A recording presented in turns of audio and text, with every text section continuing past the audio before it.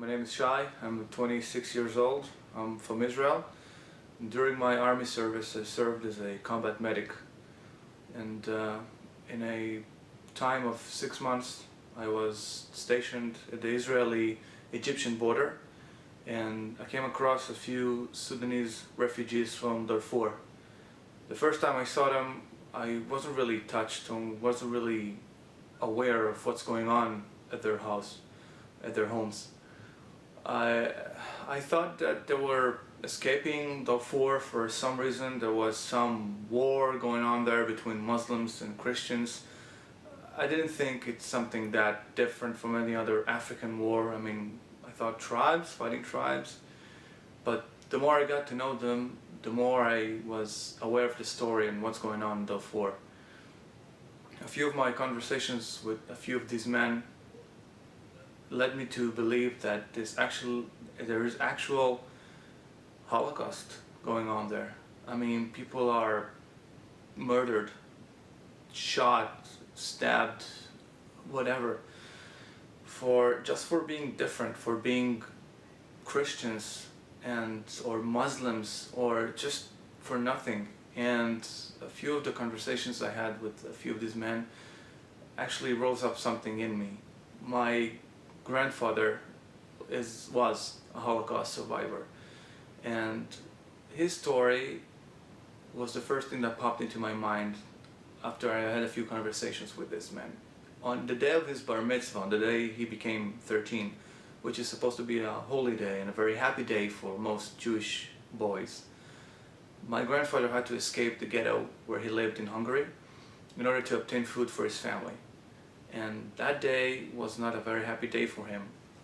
The minute he escaped, a few German guards spotted him and they sent dogs after him.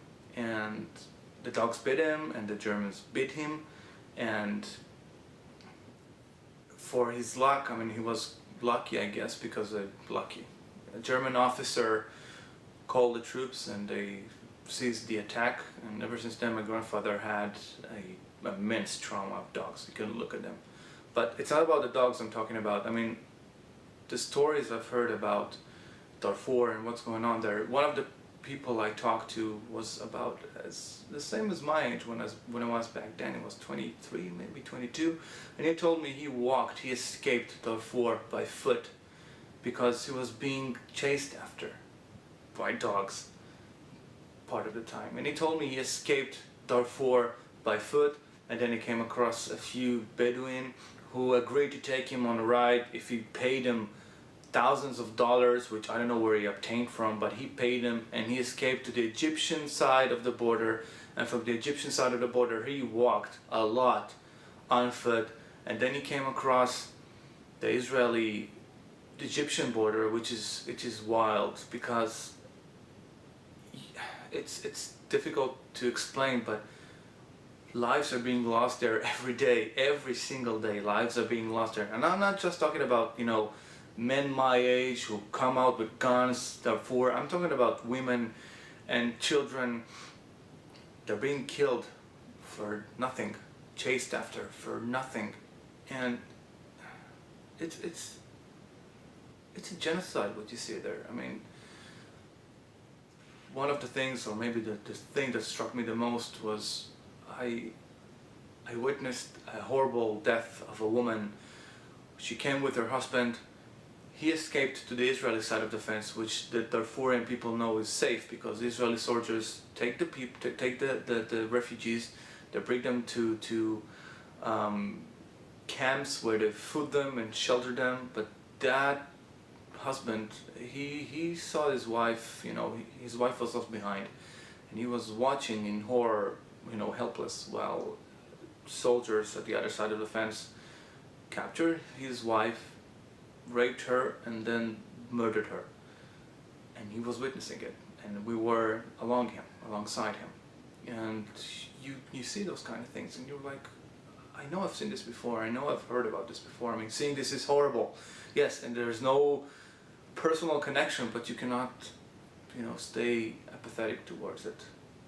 Genocide comes in many different ways. It doesn't have to be immense, it doesn't have to be organized. like it was back in World War II by the Nazi war machine. It can also happen, every day in many different places, including in Africa, and we are unaware of it. It was difficult. The first time we were stationed in that line, it was hot, and it's the desert, and it's desolate, and you have a few state settlements here and there. And the first morning we were there, we just decided to take the car and get oriented with the environment. And about 10-15 minutes as you drive across the border, you see the body of a Sudanese refugee just lying there on the sand, dead. I don't know how long he was dead, but you can see him just laying there dead. He was probably shot during the night. Nobody picks him up. Nothing. No care for human life, nothing. And you cannot hold yourself by thinking that it's inhumane. How can somebody do this? Sure, people are different. Sure, you're in war and emotions are immense, and you want to kill the person at the other side, and maybe you're right. Maybe you think you have the righteous cause to kill and to go to war. You fight terror, you fight whatever. But as an Israeli, as a soldier back then, and even now, as a person who fought in 2 wars, and a person who participated in operations in different places, human life is sacred, no matter where it comes from, no matter whose life is it. And innocent people die every day for no apparent reason by other beings who are organized in a different way or so, and they just kill. And it doesn't have to be like this. It should stop sometime. So it's the Israeli Holocaust Memorial Day, and it's also the day where you raise the awareness for the African genocide, and these two things are well entwined. They're not different. When lives are being lost for no good reason, innocent life are being taken for no apparent cause, then it's genocide. And this is not who we're supposed to be. This is not what we are. We are human beings, and we should take care of one another. Wars are not wars. Just remember this. Before you raise your hands, before you support death of other people, just remember, in Judaism there is this statement that says every person is its whole universe. And when you take the life of one person, you take the life of a whole universe. Just keep that in mind. Thank you.